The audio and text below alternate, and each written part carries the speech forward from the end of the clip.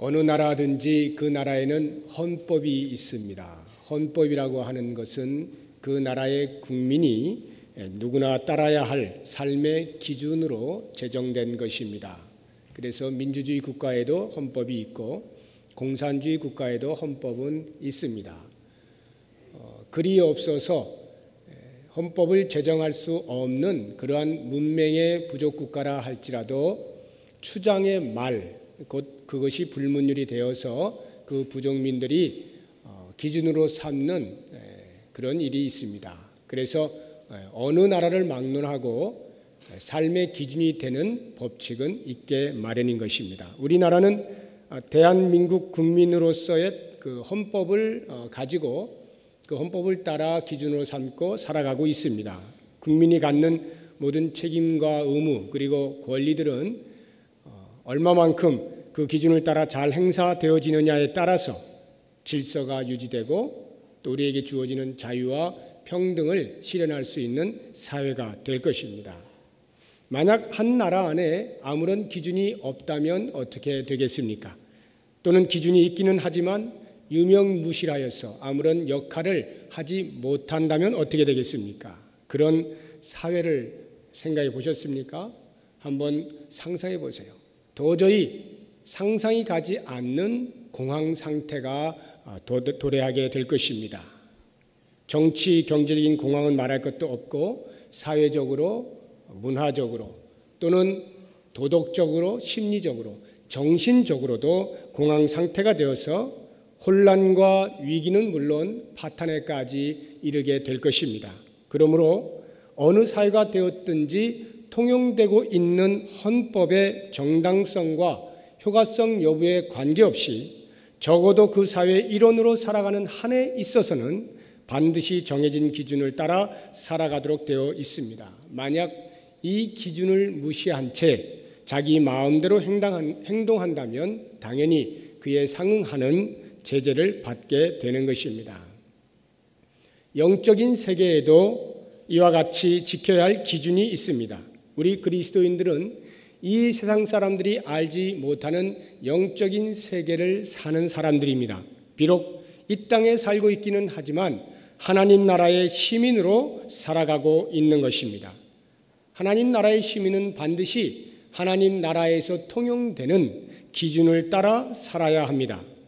이 기준은 세상의 기준보다 상이하고 그것과는 비교할 수 없는 고급한 기준입니다.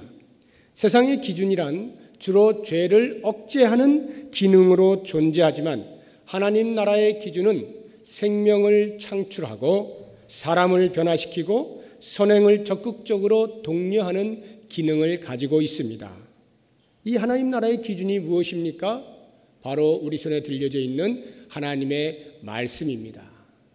이 하나님의 말씀이 그와 같은 기능이 있음에 대하여 사도 바울은 디모데후서 3장 16절 이하에서 정확하게 설파를 하고 있습니다. 모든 성경은 하나님의 감동으로 된 것으로 교훈과 책망과 바르게 함과 의로 교육하기에 유익하니 이는 하나님의 사람으로 온전하게 하며 모든 선한 일을 행할 능력을 갖추게 하려 함이라 말씀하고 있는 것입니다. 야고보 장로 또한 본문에서 이 하나님의 말씀이 성도의 삶의 기준이 되는 것임을 가르치고 있습니다. 성도가 성숙한 자리에까지 이르기를 원한다면 언제든지 하나님의 말씀을 기준으로 삼아 살아갈 때에 가능한 것임을 가르치고 있는 것입니다. 이에 대하여 두 가지 교훈을 하시고 있는데 오늘 그 첫 번째 교훈에 대해서 함께 생각을 해보도록 하겠습니다. 오늘 우리가 살펴볼 교훈은 기준의 내용을 알아야 한다는 것입니다. 운전을 하고 싶은 사람이 운전을 배울 때 실기를 먼저 보지 않고 필기부터 합격을 합니다. 필기를 합격하고 나면 그 다음에 이제 실기 시험을 보게 되는데요. 아무리 운전을 잘한다고 해도 운전의 기준이 되는 교통법규를 알지 못하면 운전을 할 수가 없기 때문에 그렇죠. 법규도 모르는 사람에게 운전을 하게 한다면 그것은 어린 아이에게 칼을 주는 것과 별반 다를 바가 없을 것입니다. 운전을 잘한다고 만약에 빨간불에 지나간다고 가정을 해보십시오. 이런 경우에는 운전을 잘하는 것이 오히려 더 큰 화를 불러일으키게 되죠. 기준의 내용도 알지 못한 채 그 기준을 지킨다거나 또는 기준을 따라 산다는 것이 어불성설이라는 것을 말씀하고 있는 것입니다. 마찬가지로 성경 말씀이 우리의 삶의 기준으로 적용되어야 하는 것이라면 가장 근본적으로 그 기준의 내용이 무엇인지를 정확하게 알아야 할 것입니다. 하나님 나라의 시민으로서 기준이 되는 하나님의 말씀을 알지 못한 채 그에 걸맞은 삶을 산다는 것이란 기대해서도 안 되고 기대할 수도 없는 것입니다. 야고보 장로는 이것을 19절에서 사람마다 듣기는 속히 하고 라는 표현을 썼습니다. 21절에서는 말씀을 온유함으로 받으라는 표현을 썼습니다. 하나님의 말씀이 어떤 내용을 담고 있는지 알아볼 수 있는 방법은 여러 가지가 있죠. 읽는 것도 되겠고 듣는 것도 당연히 되겠고요. 쓰는 것도 하나님의 말씀을 알아볼 수 있습니다. 또 외우는 것이라든가 연구하는 것, 묵상하는 것 등등 여러 가지 경로를 통해서 우리는 말씀의 내용을 습득할 수 있습니다. 야고보 장로는 이 모든 것들을 함축하는 의미로서 들으라 또는 받으라는 단어를 사용하고 있는 것입니다. 성경을 보시면 들으라 또는 듣는 것에 관한 교훈의 말씀이 많이 나오는데요. 특히 신명기 6장 4절에 보시면 유명한 쉐마가 나옵니다. 이스라엘아 들으라. 한글 성경에는 그렇게 기록이 되어 있는데 오직 여호와는 유일하신 하나님이시니 그 하나님을 마음을 다하고 뜻을 다하고 힘을 다하여서 사랑하라 이렇게 이제 말씀하고 있어요. 원문을 보시면은 쉐마 이스라엘 이렇게 나와 있어요. 그것은 들으라 이스라엘아 이런 말입니다. 들으라는 말이 가장 먼저 나와 있는데 그만큼 이스라엘 백성들에게 있어서 듣는다라고 하는 것은 매우 중요한 것이었습니다. 그래서 회당에서 이스라엘 백성들은 모일 때마다 누군가가 말씀이 기록되어 있는 두루마리를 펼쳐서 읽으면 모든 회중들은 다 그 앞에서 경청을 하는 것입니다. 이렇게 하나님의 말씀을 듣는다는 것은 이스라엘 백성들에게 매우 중요한 것이었습니다. 뿐만 아니라 요한계시록 2장과 3장에 보시면 예수님께서 소아시아의 7교회에 주시는 예언의 말씀들이 나옵니다. 사도 요한이 환상 중에 받은 말씀들을 기록한 것인데요. 거기에 기록된 것들을 보면 한 교회 한 교회마다 예수님께서 책망을 하시거나 칭찬을 하시거나 또는 권면을 하시는 말씀들이 쭉 기록되어 있습니다. 그리고는 제일 마지막 부분에 모든 교회에 공히 동일한 말씀이 주어지는데 그것이 귀 있는 자는 성령이 교회들에게 하시는 말씀을 들을지어다 라는 말씀입니다. 귀 있는 자가 들으라는 말은 들으려면 듣고 말라면 말고 너희들 마음대로 해라 이런 뜻이 아니라 지금부터 내가 하는 이 말은 너무나 중요한 말이니까 귀를 쫑긋 세워서 귀를 기울여서 전심으로 받아들여라 이런 말씀입니다. 각 교회에 들려주시는 말씀이 그 교회를 살리고 회복시키고 변화시키고 영광스럽게 만드는 힘이 있음을 명심하라는 말씀입니다.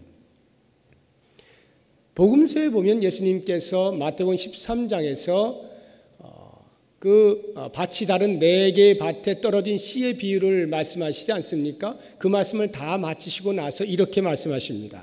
귀 있는 자는 들으라. 제자들이 예수님께 왜 비유로 말씀하셨습니까? 물었을 때 예수님께서 이사야 선지자의 말씀을 인용하면서 이렇게 말씀을 하십니다. 너희가 듣기는 들어도 깨닫지 못할 것이요 보기는 보아도 알지 못하리라. 이 백성들의 마음이 완악하여져서 그 귀는 듣기에 둔하고 눈은 감았으니 이는 눈으로 보고 귀로 듣고 마음으로 깨달아 돌이켜 내게 고침을 받을까 두려워함이라 하였느니라. 그러나 너희 눈은 봄으로 너희 귀는 들음으로 복이 있도다. 이스라엘 백성들은 하나님의 말씀을 맡은 자들이었어요. 그래서 이방 민족들에 대하여 항상 종교적 우월감을 가지고 있었습니다. 그러나 불행한 것은 그 백성들이 하나님의 말씀을 맡기는 하였으나 듣지를 않았습니다. 한 번도 들은 적이 없다는 뜻이 아니라 숱하게 들어왔음에도 불구하고 그 말씀을 제대로 내 마음 가운데 깊이 받아들이지 않았다, 이 말이에요. 이것이 바로 유대민족의 문제였습니다. 그러나 예수님께서 제자들에게는 무엇이라고 말씀하셨습니까? 그러나 너희 눈은 봄으로 너희 귀는 들음으로 복이 있도다. 제자들은 예수님이 하시는 말씀이 들렸다는 것이죠. 말씀이 들린다는 것이 얼마나 큰 복인지 알 수 없습니다. 여러분들은 어떻습니까? 하나님의 말씀을 들으실 때 잘 들리십니까? 이 시간 잘 들리셔요? 혹시 다른 데 마음이 빼앗겨서 잠깐 정신을 놓지는 않으십니까? 하나님의 말씀을 잘 듣기 위하여 애를 쓰십니까? 집중을 하고 계십니까? 우리가 하나님의 말씀을 습득하는 방법이 여러 가지가 있다고 말씀을 드렸어요. 우리가 성경을 읽을 때에 단순히 신문을 읽는 것이 아니라 여기에서 하나님께서 나에게 무엇을 말씀하시는지를 들을 수 있어야 되는 것입니다. 우리가 하나님의 말씀을 암송한다 할지라도 문자를 외우는 것이 아니라 그 말씀이 생생하게 내 마음을 두드리도록 들을 수 있어야 합니다.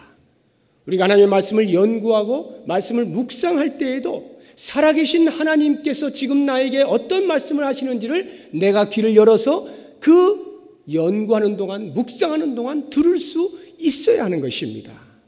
특별히 예배 시간에 이렇게 하나님의 말씀이 선포되어질 때에 그 말씀이 바로 나에게 하시는 말씀인 것을 깨닫고 귀를 쫑긋 세워서 하나님, 지금 내 삶이 이렇게 곤고한 중에 말씀을 통하여 위로해 주시는 것을 감사합니다. 하나님, 제 영혼이 잠시 하나님을 멀리 떠나서 죄악 가운데 거하고 있었는데 주의 말씀을 통하여 저를 깨우쳐 주시니 참으로 감사합니다.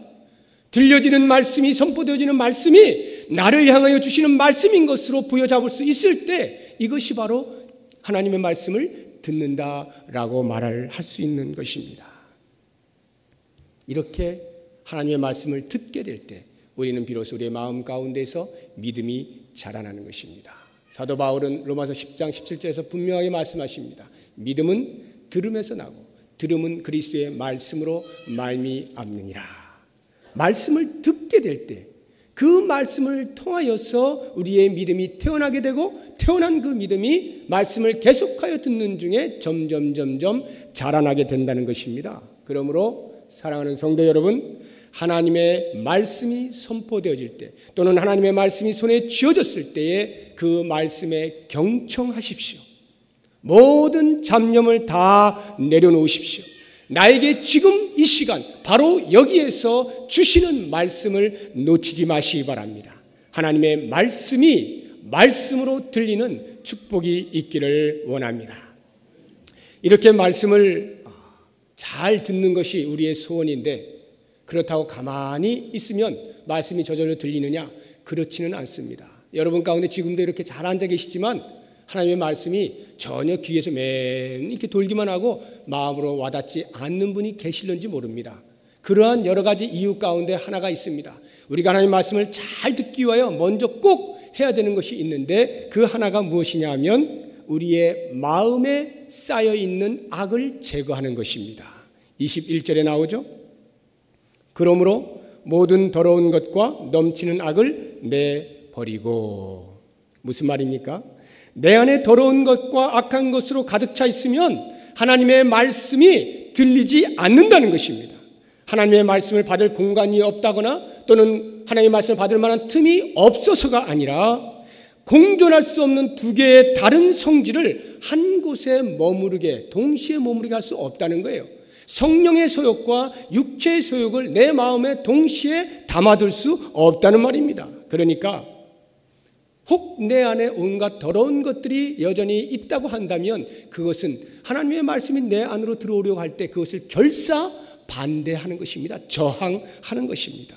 그래서 이런 사람은 하나님께서 나에게 무슨 말씀을 하시는가에 대하여 계속적으로 귀를 기울이기보다는 내가 먼저 하나님께 말하고자 하는 것입니다. 19절을 보시면 야고보 장로가 이렇게 말씀하시잖아요. 듣기는 속히 하고 말하기는 더디하라. 듣기는 속히 하고 성내기는 더디하라. 왜 이런 말씀을 하십니까? 보통 이 말씀에 대하여서 해석되어지고 있는 것들이 주로 윤리적인 차원에서 해석이 되고 있습니다. 우리의 윤리적 삶에 대한 교훈으로 보여지는 것입니다. 예를 들어서 이 언어 생활에 있어서 우리가 일반적으로 말을 많이 하면 아무래도 실수를 좀 많이 하게 되죠. 그래서 지혜로운 사람은 말을 가능하면 줄이는 것입니다. 말을 잘 안 하는 것입니다. 대신에 다른 사람의 말을 자주 듣는 것입니다. 이것이 지혜롭다라고 성경은 여러 곳에서 말을 하고 있습니다. 잠언 10장 19절에 보면 말이 많으면 허물을 면하기 어려우나 그 입술을 제어하는 자는 지혜가 있다 말씀하고 있고요. 15장 28절에도 의인의 마음은 대답할 말을 깊이 생각하여도 악인의 입은 악을 쏟느니라 말씀하고 있는 것입니다. 이렇게 우리의 언어 생활에 있어서 윤리적으로 보다 더 고차원적인 삶을 살게 하시기 위한 교훈의 말씀으로 우리가 이해를 할 수가 있습니다. 성내는 것 또한 마찬가지입니다. 우리가 너무 자주 성내게 되면 그 사람의 인격에 치명적인 독이 됩니다. 그래서 한 번, 두 번 참다가 못 참아서 점점 그 화내는 사람 주변에는 사람들이 떠나게 되어 있습니다. 그렇기 때문에 가능한 한 우리는 성내는 것을 자제해야 됩니다. 화를 억제할 줄 알아야 돼요. 절제할 수가 있어야 됩니다. 잠언 19장 11절에 보면 노하기를 더디하는 것이 사람의 슬기라 말씀하고 있고 16장 32절에서는 노하기를 더디하는 자는 용사보다 낫고 자기의 마음을 다스리는 자는 성을 빼앗는 자보다 낫다 이렇게 말씀을 하고 있는 것입니다. 그러므로 여러분 평생에 한 번이나 두 번이나 그것도 없으면 더 좋고요. 가능하면 화를 내지 마십시오. 가능하면 성내는 일이 있을 때 속에서부터 꼭 잘 절제하는 그러한 훈련을 하시기 바랍니다. 그런데 야고보 장로가 지금 이 말씀을 할 때는 이러한 윤리적인 교훈을 하기 위해서만 주신 것은 아닙니다. 이 말씀은요, 하나님의 말씀을 듣는 것과 관련하여서 교훈하고 있는 것입니다. 마음에 악이 가득한 사람은 하나님의 말씀을 듣는 것에 속히 하기보다는 오히려 하나님께 대하여 원망스러운 말을 내뱉고 불평하며 성내는 것을 더 빠르게 한다. 이런 말씀이죠. 출애굽한 이스라엘 백성들을 한번 상상해 보시기 바랍니다. 그들은 조금만 자기들의 삶에 불편을 느끼면 곧바로 불평의 말을 내뱉죠. 마음의 화를 억제하지 않고 쏟아내었습니다. 그들은 홍해 앞에서 불평하였습니다. 홍해를 건너자 물이 또 없어서 물 없다고 불평을 합니다. 만나를 주시니까 왜 만나만 주시냐고 불평합니다. 고기도 언제 얻어먹을 수 있느냐고 불평을 합니다. 이럴 바에는 차라리 애굽에서 그냥 노예로 사는 것이 더 나았겠다 불평을 쏟아냅니다. 홍해라고 하는 장애물이 그들 앞에 있을 때에 그들은 가나안 땅으로 반드시 인도하시겠다고 하는 하나님의 약속의 말씀을 부여잡지 않았기 때문에 그렇습니다. 잠시 물이 없어서 가란 상황 때문에 홍해를 건너게 하신 하나님의 전능하심에 대하여 마음을 두지 않았던 것입니다. 비록 내가 지금은 만나를 먹고 있을지라도 언젠가는 적과 꿀이 흐르는 땅에 들어가게 하시는 그 하나님의 신실하신 약속을 부여잡고 말씀에 집중하지 않았기 때문에 계속하여 불평을 토해낸 것입니다. 왜 이러한 불평들이 계속하여 토해내지고 있습니까? 이유는 한 가지입니다. 그들의 마음 가운데 여전히 애굽에서의 옛 생활을 청산하지 못한 채 가지고 있었기 때문에 그렇습니다. 애굽에서 나왔음에도 불구하고 여전히 애굽에서의 삶을 버리지 못한 것입니다. 하나님께서 애굽에서 나오게 하심으로 자유인이 되었음에도 불구하고 여전히 애굽에서 살듯이 죄의 노예로 살면서 하나님의 말씀을 듣는 것에는 둔감하고 느리고 입을 열어서 나의 불편한 것을 토해내는 것에는 신속했다 이런 말입니다. 이와 같은 삶은 비단 출애굽 당시에 이스라엘 백성들에게만 해당되는 것은 아니었습니다. 초대교회 당시 유대인 지도자들도 동일한 상태에 있었습니다. 사도행전 7장을 보시면 스데반의 설교가 나오죠. 거기서 스데반은 자기를 죽이기 위해서 모여든 공회의 모든 사람들 앞에서 이스라엘의 모든 역사를 아브라함으로부터 시작하여 쭉 설교하고 맨 마지막에 이렇게 그들에게 경고하고 있습니다. 사도행전 7장 51절에 목이 곧고 마음과 귀에 할례를 받지 못한 사람들아 너희도 너희 조상과 같이 항상 성령을 거스르는도다 말씀합니다. 할례가 무엇입니까? 할례라고 하는 것은 의학적으로는 남자의 생식기의 끝 표피를 잘라내는 것입니다. 그러나 이 의식을 통해서 하나님께서는 이스라엘 백성들에게 가르치시고자 하는 영적인 의미들이 있었습니다. 그 가운데 하나가 이런 것입니다. 포피가 잘려나간 것처럼 너희는 이 세상에 대하여 끊어진 사람들이다, 죽은 사람들이다. 그러므로 이제 너희는 나에게 속하였으니 오직 나에 대하여만 산 자로 살아야 한다라고 하는 말씀이 포함되어 있습니다. 또 다른 하나는 이렇게 포피를 잘랐다라고 하는 것은 너희들의 생식 능력이 끊어졌음을 의미하는 것이다. 다시 말하면 너희들의 자손조차도 너희들의 힘으로 얻을 수 있는 것이 아니라 내가 주는 힘으로만 얻을 수 있는 것이다. 앞으로 너희들은 혼자의 힘으로 살 생각하지 말고 내가 주는 힘으로 사는 것임을 꼭 명심하도록 하라 하는 하나님의 말씀이 그 할례 안에 들어가 있는 것입니다. 그리고 또 하나는 만약 나에게 속한 자로서의 삶을 바르게 살지 못할 때에는 이렇게 포피가 잘려나가듯이 너희의 목숨도 죽은 목숨이 될 것임을 꼭 기억해라. 그러므로 너희들은 이제부터 오직 나의 뜻만을 좇아 살아야 한다. 이와 같은 엄청난 의미가 이 의식 속에 담겨 있었던 것입니다. 그래서 그들은 할례를 행할 때마다 이와 같은 신앙의 결단과 고백을 해야만 했던 것입니다.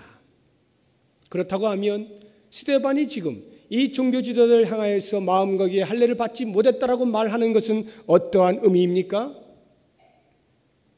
이러한 삶을 살아야 하는 사람들임에도 불구하고 그들의 마음 가운데 그들의 귀를 열어 하나님의 말씀을 듣지 않았다는 것입니다. 경청하지 않았다는 거예요. 마음으로 진심으로 하나님의 말씀을 받아들이지 않았다는 말입니다. 왜 그들은 하나님의 말씀을 받아들이지 않았을까요? 사도행전 7장 54절 이하에 나옵니다.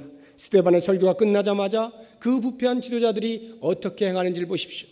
그들이 이 말을 듣고 마음에 찔려 그를 향하여 이를 갈거늘 스데반이 성령이 충만하여 하늘을 우러러 주목하여 하나님의 영광과 및 예수께서 하나님 우편에 서신 것을 보고 말하되 보라 하늘이 열리고 인자가 하나님 우편에 서신 것을 보노라 한데 그들이 큰 소리를 지르며 귀를 막고 일제히 그에게 달려들어 성 밖으로 내치고 돌로 칠세 증인들이 옷을 벗어 사울이라 하는 청년의 발 앞에 두니라.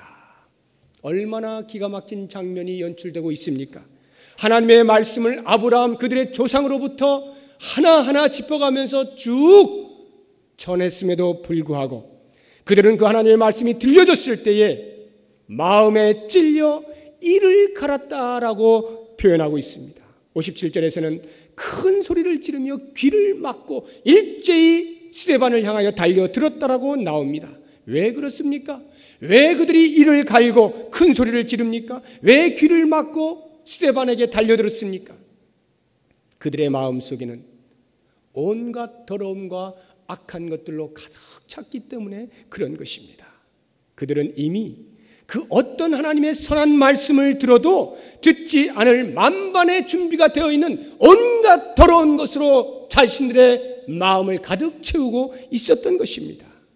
비록 생물학적으로는 다 들었지만 신앙적으로 영적으로는 듣기를 거부한 것입니다. 마음으로 받아들이지 않았다는 말입니다. 사랑하는 성도 여러분, 우리가 하나님의 말씀을 전심으로 받아들이기 위해서는 그 무엇보다 먼저 우리 안에 남아있는 죄악들을 제거해야 합니다. 모든 더러운 것들, 악한 것들을 내어버리지 않고서는 하나님의 말씀이 결코 우리 마음 가운데 공존할 수가 없습니다. 내 안에서 끊임없이 서식하려고 하는 이 악의 곰팡이들을 회개의 영을 통하여서 우리의 삶을 날마다 깨끗하게 청소해야 하는 것입니다. 잠깐 동안이라도 한눈을 판 날이면 이 죄라고 하는 것은 우리를 가만 놔두지 않습니다. 우리의 귀를 열게 하되 온갖 세상의 잡다한 소리들, 온갖 세상의 유혹거리들, 그러한 것에 귀를 크게 만들어 놓습니다. 대신에 진리의 말씀으로 우리에게 다가오시는 그 하나님의 말씀에 대하여는 우리의 귀를 둔하게 만들고 우리의 귀를 막아버리는 것이 바로 이 죄의 특성인 것입니다. 사랑하는 여러분, 혹시 하나님의 말씀을 읽을 때, 하나님의 말씀을 외울 때, 하나님의 말씀을 들을 때에 잘 들려지지 아니한 때가 있습니까? 우리의 마음을 돌아볼 수 있길 바랍니다. 내 내면 가운데 아직 내가 발견하지 못한, 내가 미처 인식하지 못한 죄가 있지는 아니한지 살펴보시기 바랍니다. 그 죄들이 있는 한은 하나님의 말씀이 말씀으로 제대로 정확하게 들려오지 않습니다. 우리의 마음 가운데 아주 조그만 죄악 하나라도 우리가 있다는 것을 발견하게 된다면 그것이 얼마나 추하고 얼마나 더럽고 얼마나 악한 것인지 깊이 인식하셔서 하나라도 남김없이 모두 내어버림으로 우리의 영의 귀가 활짝 열려서 진리의 말씀을 쑥쑥 받아들일 수 있기를 주의 이름으로 축원합니다. 말씀을 잘 듣기 위해서 이제 두 번째로 그 말씀을 온유함으로 받아야 하는 것입니다. 우리가 마음의 온갖 더러운 것들을 깨끗이 청소하고 비워두었다고 해서 그것으로 다 되는 것은 아닙니다.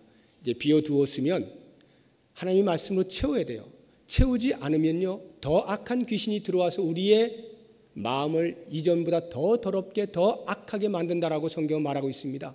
그러므로 우리는 깨끗이 비운 마음에 하나님의 말씀을 받아들여야 되는데 어떻게 받아들이느냐?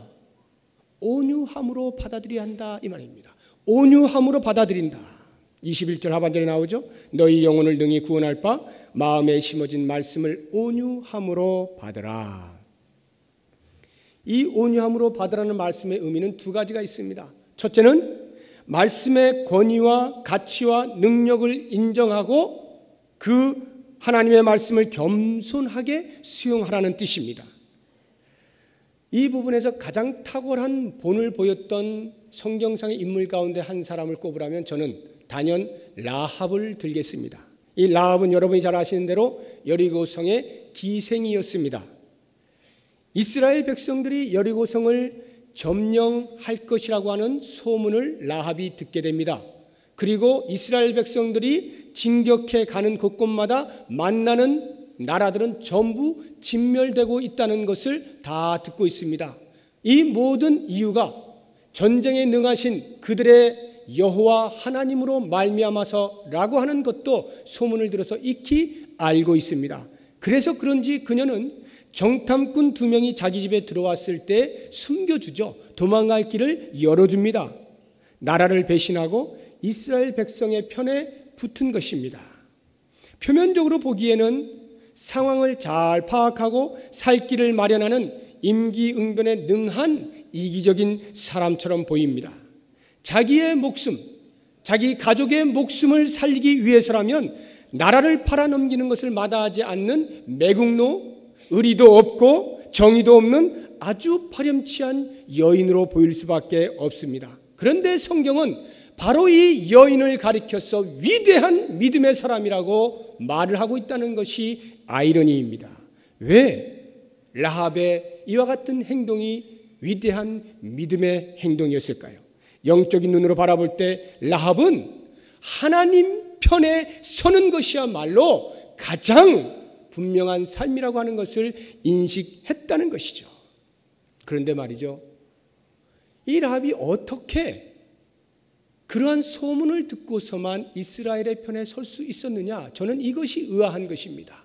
라합의 믿음이 도대체 어떤 믿음이길래 하나님께서 직접 라합에게 다가가서 말씀하신 것도 아닙니다. 라합이 기도하다가 하나님을 만나서 그런 말씀을 들은 것도 아닙니다. 라합은 그냥 단순하게 주변에서 떠돌고 있는 소문을 들은 것뿐입니다. 그것 이상도 이하도 아닌 그러한 상태의 말씀 듣는 것을 가지고 어떻게 라합은 그 말씀 부여잡고 이것이 하나님의 말씀인 것을 알고 믿음으로 아름다운 신앙을 고백할 수 있었느냐?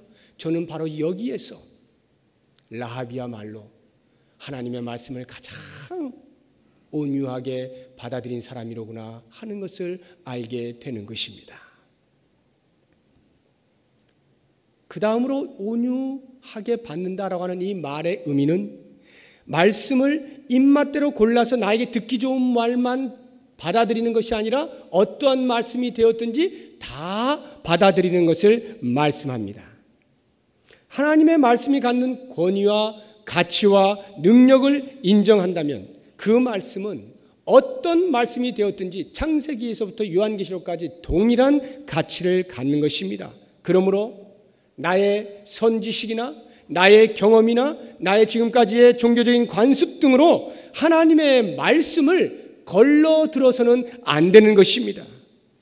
때로 나에게 부담이 되고 또 때로는 나에게 불편함을 주는 그러한 말씀이 들린다 할지라도 그 말씀도 동일하게 나에게 가치가 있고 능력을 행사하는 말씀인 것으로 인식하고 받아들일 수 있어야 한다는 말입니다. 나에게 유익한 것만 취한다거나 아니면 나를 불편하게 만드는 말씀이 있으면 그것을 달리 해석을 해서 적당히 합리화시키는 이러한 어리석은 생각을 다 버려야 하는 것입니다. 어떠한 말씀이 되었든지 주시는 그대로 받아들일 때 드디어 내 삶이 그 말씀에 의하여 하나씩 고쳐짐으로 성숙한 자리에까지 나아갈 수가 있는 것입니다. 이제 말씀을 맺겠습니다.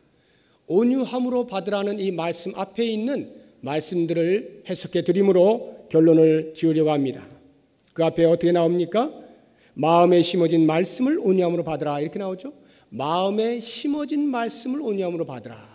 우리는 이것을 잘못 해석하게 되면 말씀이 마음 깊이 뿌리 내린 것으로 이렇게 이해를 하기 쉬운데 그런 의미가 아니라 사도들을 통하여 이 성도들은 이미 복음의 말씀을 여러 차례 여러 경로를 통해서 들었다. 이게 바로 마음에 심어진 도입니다.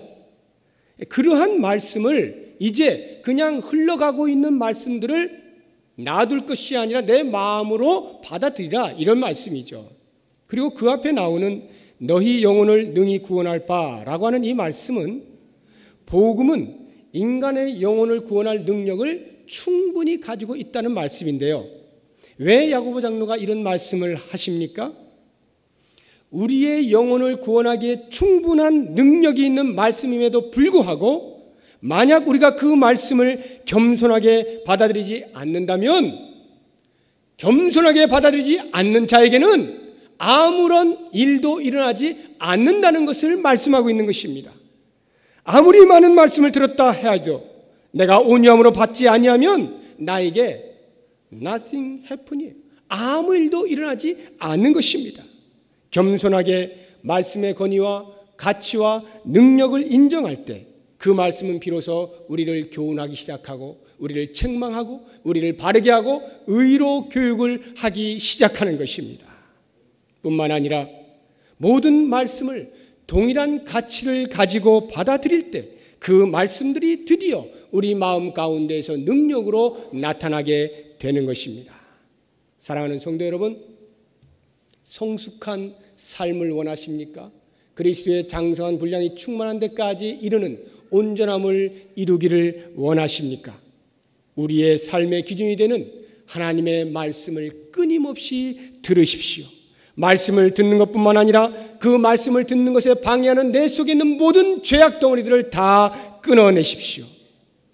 비록 목욕은 하였으나 날마다 손과 발을 닦아야 하는 것처럼 우리가 예수 그리스도로 말미암아 모든 죄의 사슬에서 노임을 받고 해방을 얻었으나 우리가 날마다 짓는 자범하는 죄로 말미암아 우리의 가슴을 치고 애통해야 하고 회개하는 그러한 일이 있을 때 드디어 하나님의 말씀은 들리기 시작하는 것입니다. 뿐만 아니라 모든 말씀에 대해서 이 하나님의 말씀이 동일한 가치와 권위와 능력을 가지고 있는 것을 인정하시고 그 말씀으로 내 자신을 바꾸어 나가는 끊임없는 노력을 통해서 그리스도께서 원하시는 그리스도의 자리까지 이르는 성숙한 신앙의 삶을 사실 수 있기를 주의 이름으로 축원합니다.